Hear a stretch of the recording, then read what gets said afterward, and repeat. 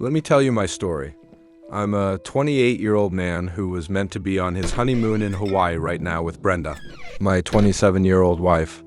Brenda, with her stunning brown hair, was the woman I was eager to spend the rest of my life with. We only got married yesterday on what was supposed to be the happiest day of my life, but everything fell apart immediately after the ceremony. Brenda cheated on me with my best man right before we were set to marry. We had planned a large 2-day wedding event.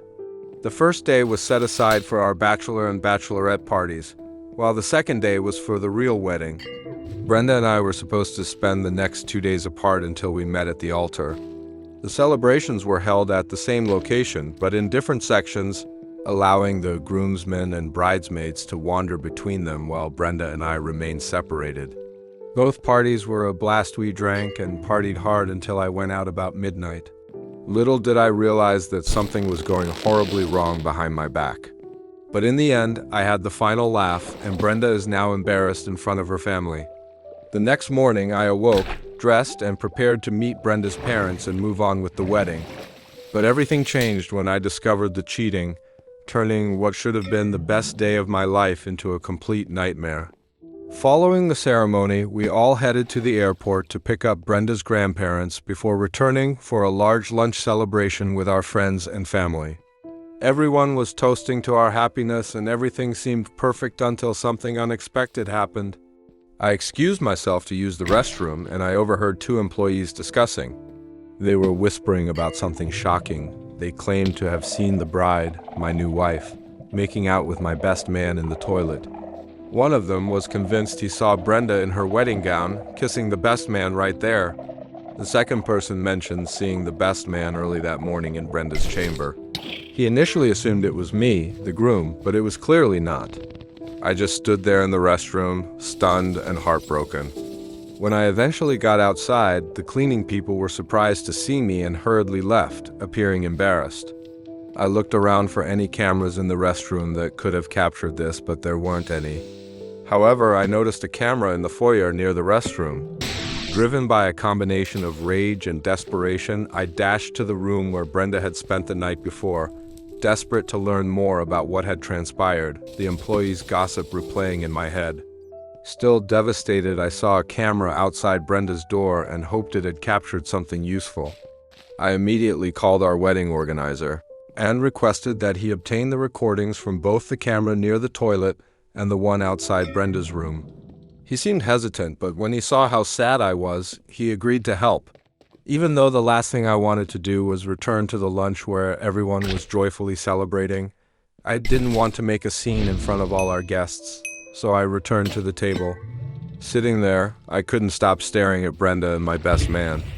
They were conversing and laughing as if nothing had happened, which felt like a punch in the stomach. It was quite terrible to see them so carefree when I felt completely alone. The 2 people who were meant to be my closest partners on this crucial day had betrayed me. Everyone else appeared to be having a good time, dancing and enjoying themselves.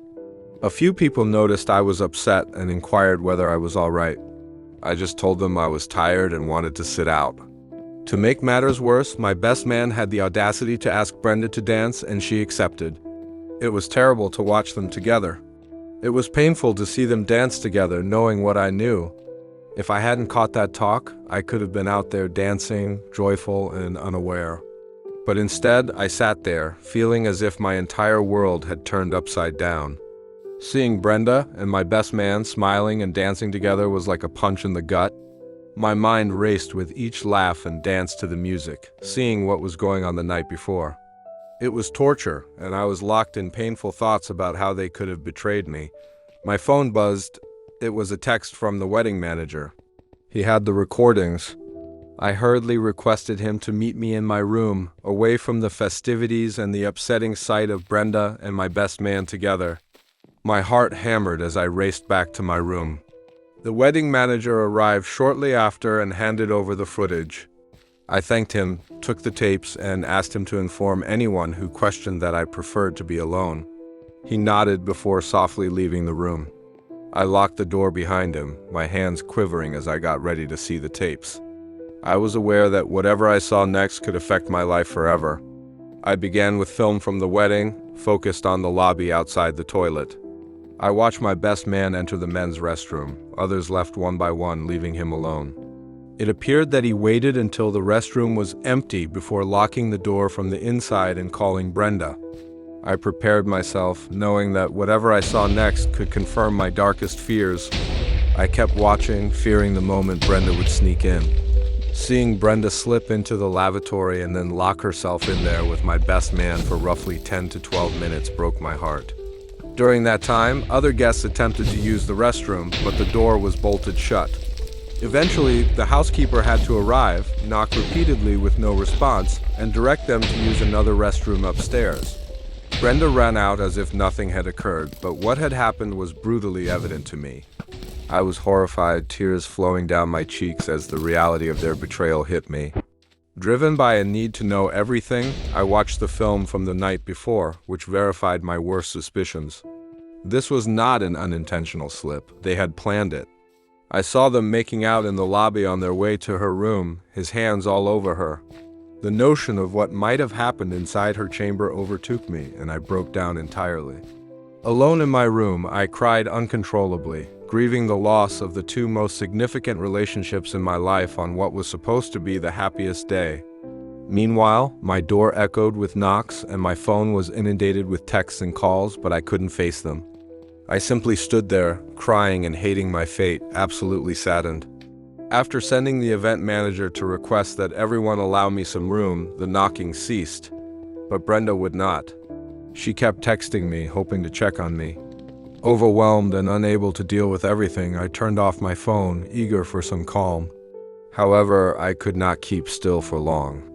Restlessness seized control, and I stormed out of my room, yearning for some fresh air and relief from the crushing weight of it all. In need of a change of environment, I went outside and observed that the majority of the visitors had already left. Only a few family members remained, including our parents, siblings, and several close acquaintances. The best man was nowhere to be found. Brenda was there, crying, surrounded by her maid of honor and parents who were attempting to calm her. Everyone turned to face me as I approached. My mother, filled with concern, approached and inquired about what had happened. Brenda, on the other hand, stayed back, most likely expecting what was going to happen. I couldn't hold back any longer. In a moment of genuine passion, I looked straight at Brenda and remarked sarcastically, "I'm really enjoying the marriage right now." Her tears deepened, and as inquiries flew from everyone around us, I took a big breath and turned back on my phone. Without saying anything, I showed her father the video of Brenda making out with the best man in the lobby. The horror and disgust on his face said it all. Everyone knew what happened. Without saying anything further, I got into my car and drove away from the venue, leaving behind the turmoil and shattered pieces of what was supposed to be my happiest day ever. What was intended to be the start of my new life suddenly transformed into a nightmare. The event manager contacted me regarding the final settlement, and I instructed him to handle it with the bride. I have no idea who paid the payment or what happened next because I haven't spoken to anyone since leaving the venue. I went over 200 miles to a hidden countryside and have been here since yesterday afternoon. I left the venue still wearing my wedding suit, but I removed it along the way and changed into the workout clothes I had in the trunk. My current circumstance is pathetic. I haven't communicated with anyone since I left, and my last meal was the wedding lunch. I considered seeing the pastor to begin the annulment process, but I lacked the motivation to do so. We were due to go to Hawaii this morning, but in the middle of the chaos, I neglected to cancel it. I awoke today to final boarding calls from the airline. That money is now gone. I was able to cancel the hotel reservations, but because it was after check-in, I did not receive any compensation. I only made enough money for the return flight from Hawaii and a couple water sports reservations. Otherwise, I've lost everything in the actual sense. However, the loss of money stands out in comparison to the psychological pain I am experiencing. I have no idea how I will deal with this trauma. My head hurts so much and the loneliness is stifling, but I don't want to chat or see anyone. I have no idea how to begin explaining my problem. But maybe I don't need to. What she did to me was so appalling that it speaks for itself. Things have been quite difficult and I'm still feeling down, but I'm a little better than when I originally fled to a strange location last week. I ended myself staying at a cheap motel near to the highway where many truck drivers and road trippers rest for the night. I didn't care where I stayed. I just needed to be away from everything familiar. A few days after I arrived, I realized I needed to purchase some basic items and possibly some food because I hadn't eaten well. The motel had a tiny supermarket downstairs, so I headed there. I smelled really horrible by then because I had been drinking heavily and hadn't washed. After I finished cleaning up, I thought it was time to start dealing with the wedding's mess. I went to see the minister who married us, and he was stunned when I told him what transpired after the ceremony. I told him straight up that I wanted to act as if the wedding never happened. I wasn't sure what the rules were for getting a marriage annulled, so he explained that an annulment is a way to cancel a marriage as if it never existed. But it's only allowed in certain situations, like if there was fraud, if someone was forced into it, or if the vows were made without fully understanding them because someone was drunk or high. I brought up the possibility that my case could be considered fraud because Brenda cheated right before we exchanged vows, but things got a little more tricky because we had already formally registered our marriage. We had registered our marriage at the magistrate's office and followed all legal requirements, therefore an annulment was not possible. Instead, I'd have to go through the divorce procedure, and dealing with her again was something I dreaded. With no other options, I headed to my folks' house to sort things out. They were quite concerned about me, and my father, who was extremely supportive, volunteered to help in any way he could. Knowing he had a lot of contacts, I asked if he could refer me to a decent lawyer. Fortunately, being a businessman, my father knew a few good lawyers. He provided me the contact information for a divorce lawyer. My father had already spoken with him about my position, so the lawyer was completely prepared and willing to help. My father informed me that because the marriage had not been consummated, everything was in place for a quick and simple divorce. When I met with the lawyer, he seemed extremely optimistic that everything would go easily. He immediately began working on the paperwork and informed me that the divorce papers would be delivered to Brenda within 1 week. He also told me that I would not have to pay alimony. In truth, he intended to argue that Brenda should pay half of the wedding costs. After the wedding catastrophe, my father stepped in to handle the finances, as I had paid for the entire event myself. That's why my lawyer is pushing for Brenda to pay half of those fees as part of the divorce settlement. It turned out that after I left the site, my father took care of paying the wedding vendors, ensuring that everything was resolved on my behalf. Brenda's situation gradually got worse. Her parents were so upset by her behavior that they quickly exited the event, thereby disowning her on the spot.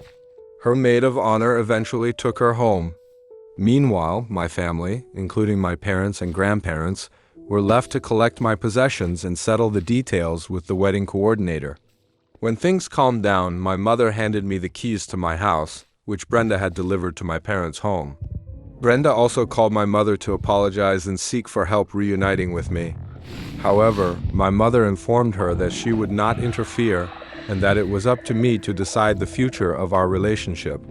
My best man and I had been good friends for about 10 years, dating back to our undergraduate days.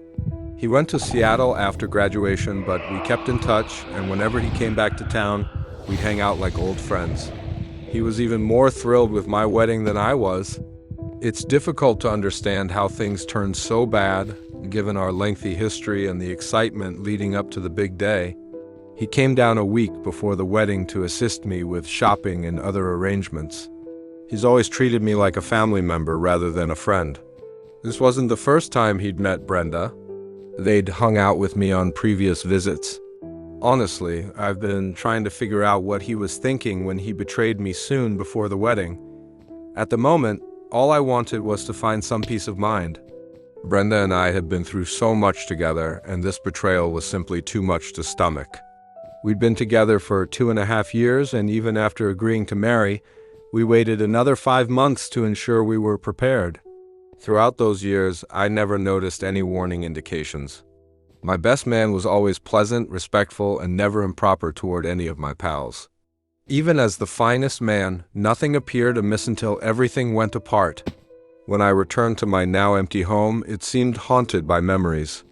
We were very delighted the last time I was there, planning our wedding and thinking about the future. Now everything was destroyed? The next day, my mother arrived and stayed with me for the next 2 weeks. She took care of everything Brenda had left behind, including some minor renovations. Her presence provided enormous comfort during such a difficult moment.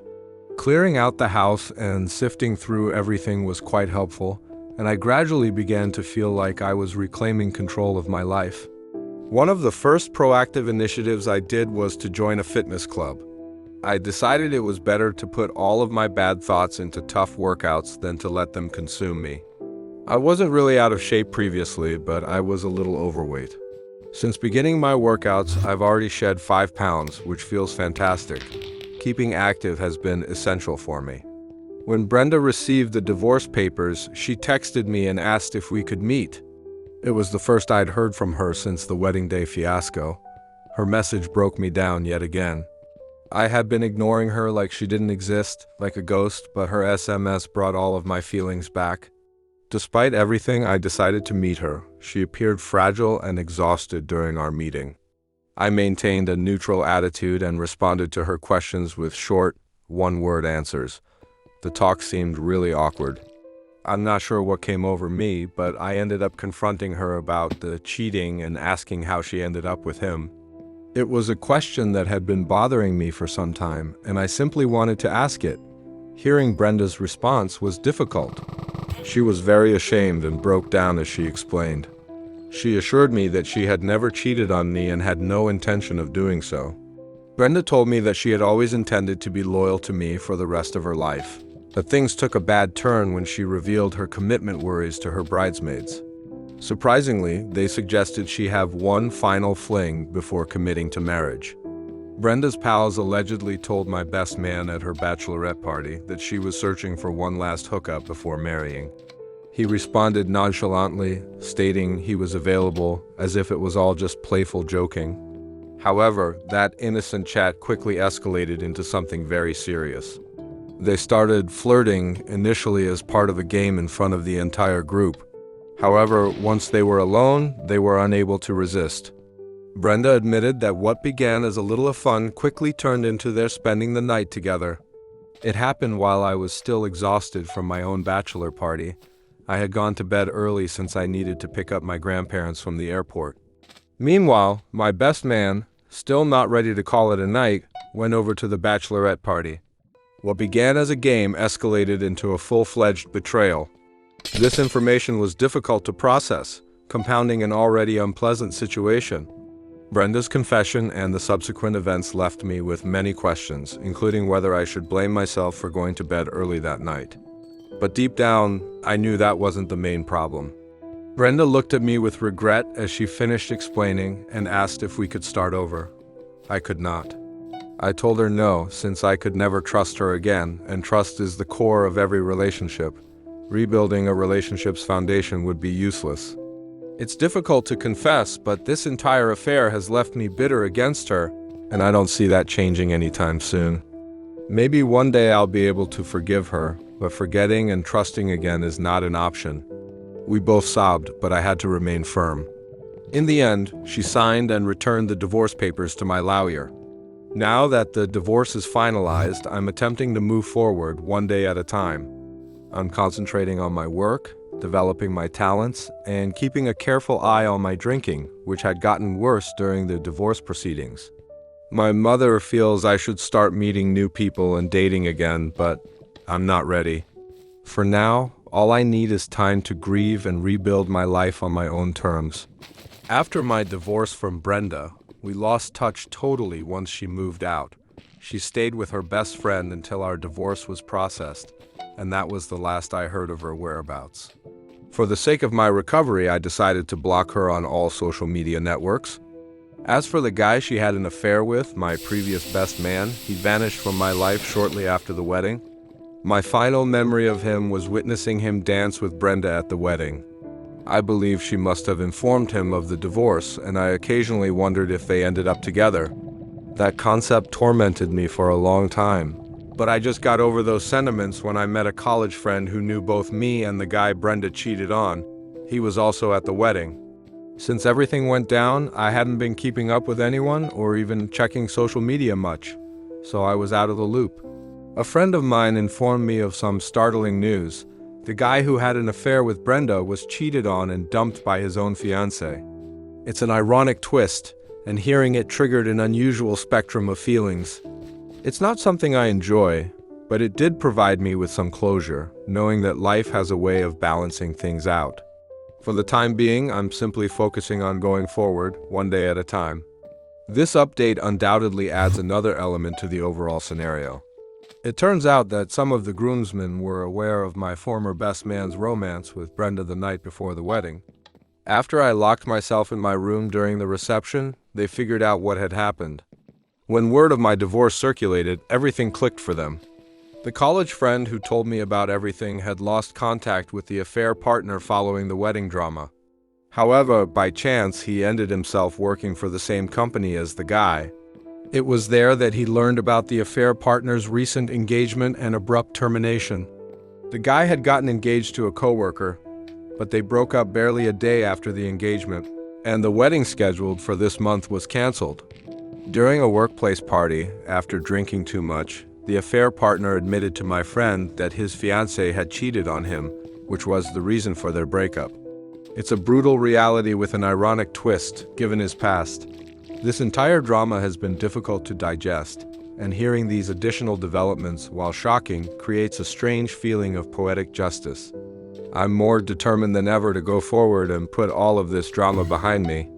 My friend attempted to console me by stating that the affair partner received what he deserved, a dose of karma for what he did to me. But I told him I'd moved on from the thoughts of vengeance and betrayal. When I first learned about the cheating, I really wanted to ruin the affair partner's life, but now I don't care about him or Brenda. To me, they're both like ghosts. They don't exist. I am pleased to announce that I'm now dating a wonderful woman from my office. She's a strong, single mother with a gorgeous daughter, and I can't stop adoring both of them. Their attractiveness and attitude are simply irresistible. It's too early to say whether marriage is on the horizon, but her presence certainly brightens my day. Last month, I asked her to my parents' house for dinner, and my folks adore her daughter. It was such a joyful sight, and it made me believe that this could truly be something wonderful. However, we are both cautious and do not wish to rush into anything.